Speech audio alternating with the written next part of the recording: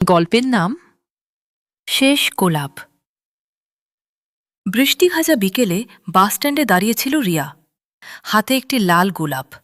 অর্ণব এসে বলল, এত বছর পরও অপেক্ষা করছ?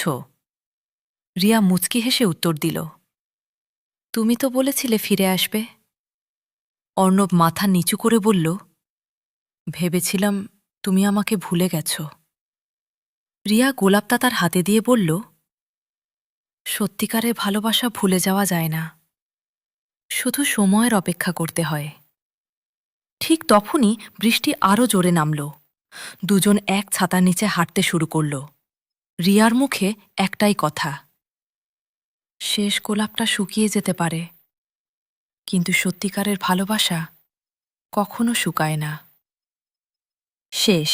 আর সম্পূর্ণটা শুনতে হলে কমেন্ট বক্সে লিংক দেওয়া হলো, তাড়াতাড়ি যান আর শুনুন।